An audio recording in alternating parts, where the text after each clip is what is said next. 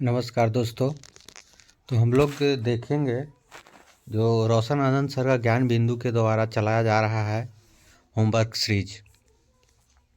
तो homework series में उनके जो प्रीवियस ईयर बुक है थर्ड एडिशन, उससे दिया जा रहा है हर एक सेट से लगभग 50 क्वेश्चन हर दिन दिया जा रहा है। तो हम लोग देखेंगे और जो प्रीवियस ईयर क्वेश्चन है उसको हम लोग देखेंगे ताकि उससे हम लोगों को अनुमान भी मिल पाए। और कोई भी बोर्ड है जो कि प्रीवियस ईयर के अनुसार ही क्वेश्चन सेट करता है, लगभग 40 से 50%, या तो मानो आप 60% वहाँ से क्वेश्चन फंसते हैं।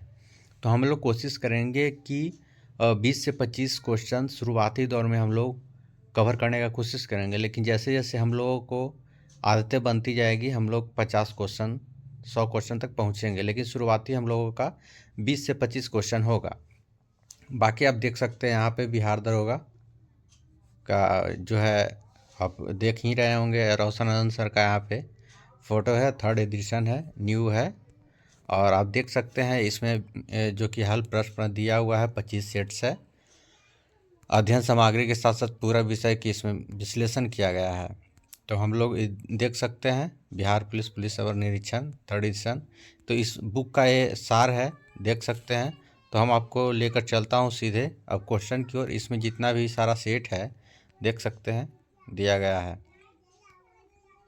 तो हम आशा करता हूँ कि आप समझ गए होंगे, काफ़ी फ़ायदेमंद होगा। तो चलिए सीधे समय गंवाते हुए बिना चलते हैं हम लोग क्वेश्चन की ओर। तो देख सकते हैं यह रहा पहला जो कि आपको सामने है, बिहार पुलिस मत निषेध दरोगा एवं अनुमंडल अग्निशमन पदाधिकारी नियुक्ति प्रारंभिक परीक्षा प्रश्न हल प्रश्न है, जो कि 16/7/2023 को हुआ था। यह स्मृति आधारित है क्वेश्चन, क्योंकि क्वेश्चन देता नहीं है आयोग। तो आपके सामने ये रहा पहला क्वेश्चन, कीवी राजधानी किसकी है? तो कीवी है जो यूक्रेन की राजधानी है, यूक्रेन की राजधानी कीवी है। इसमें देखिए बहुत ही बेस्ट अच्छा लगता है और बेस्ट तरीके से सजाया गया है। क्वेश्चन के नीचे आंसर दिया गया है तो काफ़ी अच्छा लगता है, आंसर के साथ डिटेल्स दिया गया है, ये बेहतर लगता है। दूसरा क्वेश्चन पे हम लोग चलेंगे, 1857 के विद्रोह के दौरान जगदीशपुर में इसका नेतृत्व कौन कर रहा था?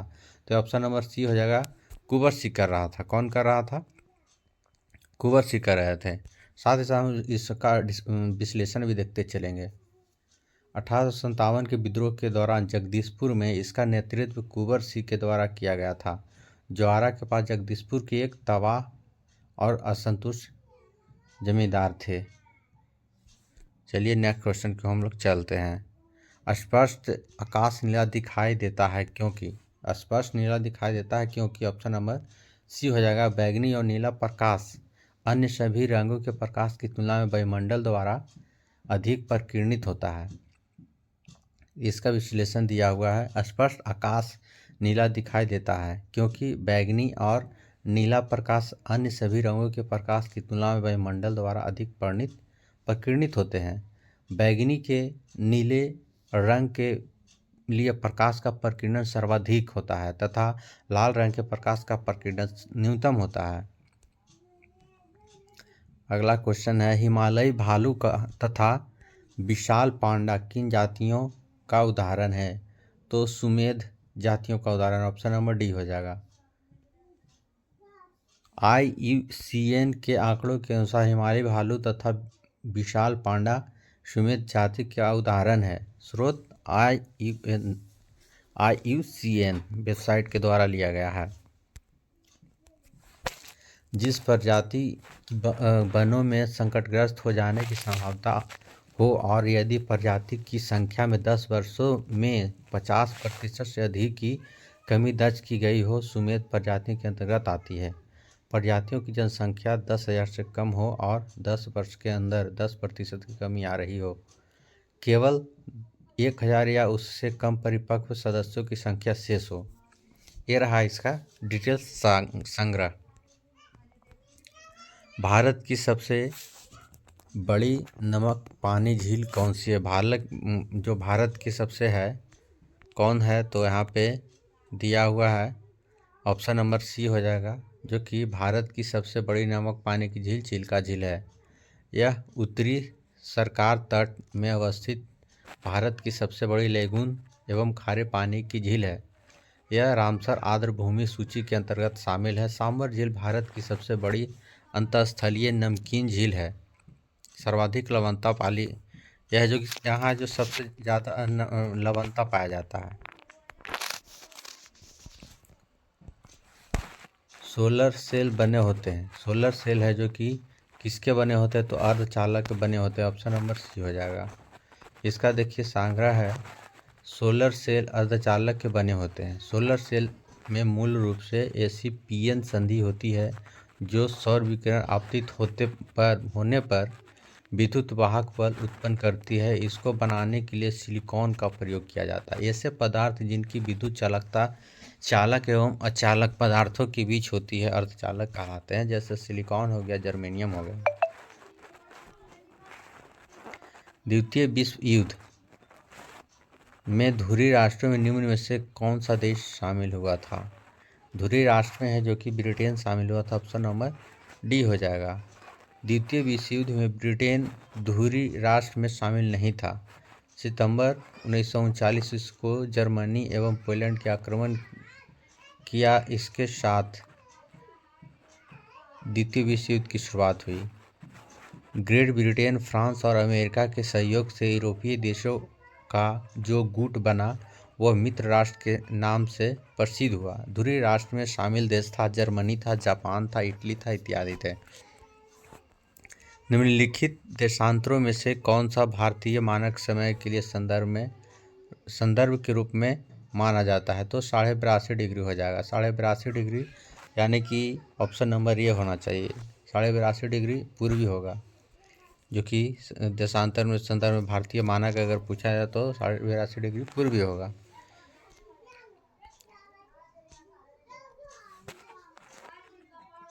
साढ़े 82 डिग्री पूर्वी देशांतर को भारतीय मानक समय की निर्धारित हेतु मानक यामी-उत्तर माना गया है, जो कि उत्तर प्रदेश के मिर्जापुर, कुछ स्रोतों में इसे इलाहाबाद के नैनी को भी बताया गया है, से होकर गुजरती है। भारत का मानक समय कुल 5 राज्यों से गुजरता है। भारत का जो मानक समय है 5 राज्यों से होकर गुजरता है।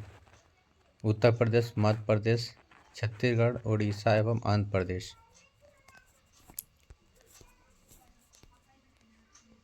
वधवागम शब्द का कौन सा संधि विच्छेद सही है? वधवागम है जो कि बधुज और आगम हो जाएगा। ऑप्शन नंबर बी, बधुज और आगम इसका आंसर होगा। 4.2 सेंटीमीटर वाले धातु की एक गोले की पिघलाकर 6 सेंटीमीटर त्रिज्या वाले एक बेलन के रूप में ढाला जाता है, तो बेलन की ऊंचाई क्या होगी? तो ऑप्शन नंबर बी हो जाएगा, 2.74 सेंटीमीटर होगा। इसका विश्लेषण आप देख सकते हैं। बेलन का आयतन लगा सकते हैं, गोले का आयतन बराबर करके निकाल सकते हैं। बेलन का आयतन बराबर होता है πr² h, गोले का आयतन होता है 4/3 πr3। इसको आप लोग ऐसे कर सकते हैं।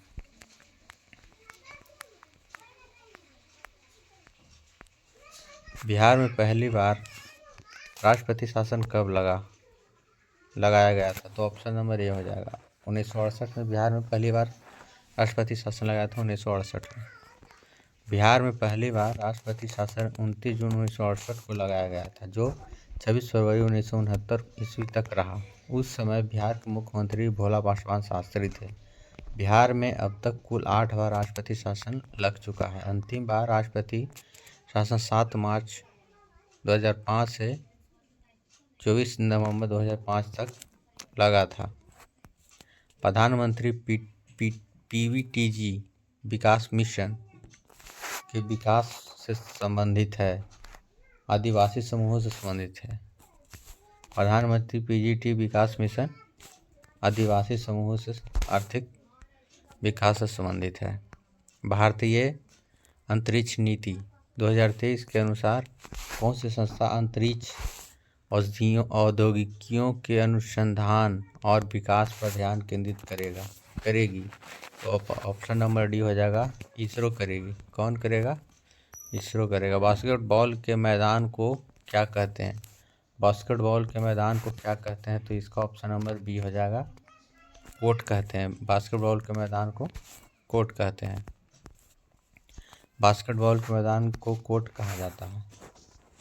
इस खेल का आविष्कार जेम्स स्मिथ ने 1891 ईस्वी में अमेरिका में किया था। फीफा 1932 में स्थापना हुआ था फीफा का। राज्यसभा के कितने सदस्य मनोनीत किए जाते हैं? राज्यसभा के लिए मनोनीत सदस्य 12 को किए जाते हैं। और वहीं अगर लोकसभा के पूछे तो लोकसभा मनोनीत सदस्य 2 को होता है। एंग्लो इंडियन के माध्यम से 2 सदस्य मनोनीत किए जाते हैं। राज्यसभा के 12 सदस्यों को राष्ट्रपति द्वारा मनोनीत किया जाता है अनुच्छेद 80 के 3 के अनुसार। ये ऐसे व्यक्ति होते हैं जिन्हें कला, साहित्य, विज्ञान, समाज सेवी के संबंध में विशेष ज्ञान या अनुभव हो। विजयनगर साम्राज्य में अमरम शब्द का अर्थ क्या था? अमरम शब्द का अर्थ सैनिकों को अनुदान से संबंधित है। विजयनगर साम्राज्य में अमरम शब्द का अर्थ सैनिकों को दिया जाने वाला अनुदान है। यह भूमि का सबसे बड़ा भूखंड था जो नायकों को प्रदान किया जाता था, किंतु भूमि पर नायकों का स्वामित्व नहीं होता था, बल्कि इससे होने वाली आय पर उनका विशेष अधिकार था। राष्ट्रपति किसकी सलाह से लोकसभा को भंग कर सकता है? तो राष्ट्रपति है जो कि प्रधानमंत्री की सलाह से लोकसभा को भंग कर सकता है। राष्ट्रपति प्रधानमंत्री या मंत्रिपरिषद की सलाह पर लोकसभा को निश्चित अवधि से पहले भी भंग कर सकता है। अनुच्छेद 85 के तहत कर सकता है राष्ट्रपति प्रधानमंत्री या मंत्रिपरिषद की सलाह से। प्रायद्वीपीय पठार की सर्वोच्च चोटी है। प्रायद्वीपीय पठार की सर्वोच्च चोटी अन्नामुडी है। अन्नामलाई पर्वत की चोटी अन्नामुडी की ऊंचाई है 2695 मीटर। प्रायद्वीपीय पठार एवं दक्षिण भारत की सबसे ऊंची चोटी मानी जाती है। मोती प्राप्त करने के लिए संदर्भ किया जाता है तो ऑयस्टर का किया जाता है। मोती प्राप्त करने के लिए ओयस्टर का संदर्भ किया जाता है। ओयस्टर की दृष्टि से मन्नार की खाड़ी, कच्छ की खाड़ी एवं सौराष्ट्र का समुद्र किनारा महत्वपूर्ण है। इससे मोती प्राप्त की जाती है। मनुष्य नेत्र में पुतली के आकार का नियंत्रण कौन करता है? तो इसका कॉर्निया करता है। कॉर्निया ऑप्शन नंबर बी हो जाएगा इसका। मनुष्य नेत्र में पुतली के आकार का नियंत्रण परितारिका आइरिस द्वारा होता है। कॉर्निया के पीछे एक संरचना होती है जिसे परितारिका कहते हैं। परितारिका गहरा पेशीय डायफ्राम है जो पुतली के आकार का नियंत्रित करता है। निम्न में किस केंद्रीय प्रवृत्ति का कौन सा मान सभी अवलोकनों पर आधारित नहीं है? ऑप्शन नंबर सी हो जाएगा इसका। गुणोत्तर माध्यम जो कि केंद्रीय प्रवृत्ति का कौन सा मान सभी अवलोकनों पर आधारित नहीं है? गुणोत्तर माध्यम। अधिक अपवर्तनांक वाला माध्यम है। अधिक अपवर्तनांक वाला माध्यम यह है दूसरे माध्यम की अपेक्षा प्रकाशित सघन। सतलुज तथा काली नदी के मध्य हिमालय जाना जाता है। तो सतलुज और हिमालय नदी के बीच के जाना जाता है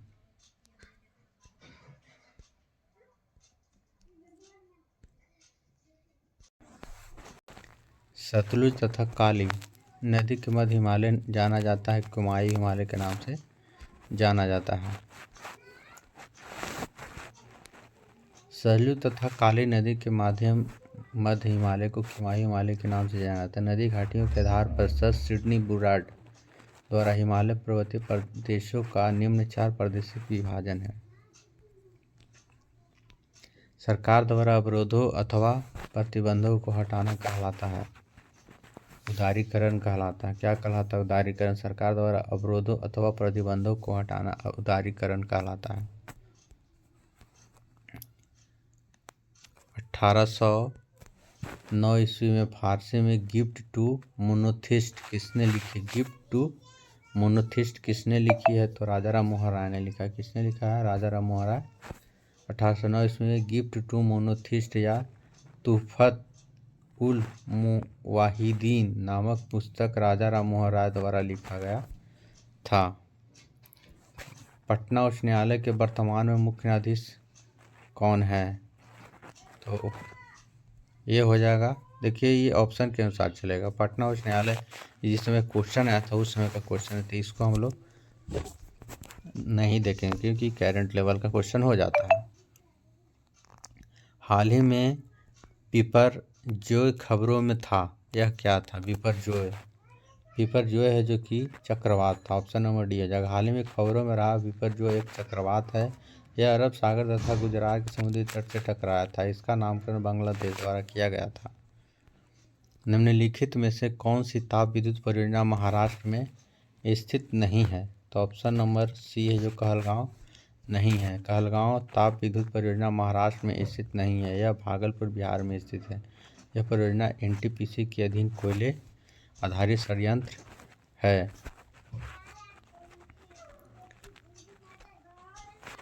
किसी वस्तु का चंद्रमा पर भार पृथ्वी पर उसके भार का कितना होता है? तो 1/6 होता है। ऑप्शन नंबर डी हो जाएगा। किसी वस्तु का चंद्रमा पर भार पृथ्वी पर उसके भार का 1/6 होता है। इसके लिखने इस तरह से आप लिख सकते हैं, वस्तु का चंद्रमा पर भार तथा वस्तु का पृथ्वी पर भार 1/6। पानी का क्वथनांक सेल्सियस में कितना होता है? तो पानी का क्वथनांक सेल्सियस में 100 डिग्री सेल्सियस होता है। ऑप्शन नंबर है। पानी का क्वथनांक 100 डिग्री सेल्सियस होता है। वायुमंडलीय दाब पर वह तापमान जिस पर द्रव उबलने लगता है उसे इसका क्वथनांक कहते हैं। क्वथनांक समष्टि गुण है। द्रव के सभी गुणों को इतनी ऊर्जा मिल जाती है कि वे वाष्प में बदल जाते हैं। जल के लिए यह तापमान 373 केल्विन 100 डिग्री सेल्सियस बराबर 273 + 100 373 केल्विन होता है। तो आज के लिए हम लोग 30 क्वेश्चन ही देखेंगे। बाकी मिलते हैं नेक्स्ट वीडियो में। आपका यह कैसा लगा, यह वीडियो आपको कैसा लगा आप कमेंट कर सकते हैं। बाकी आप नए हैं तो चैनल को सब्सक्राइब जरूर करिएगा। मिलते हैं नेक्स्ट वीडियो में। फिलहाल के लिए जय हिंद दोस्तों।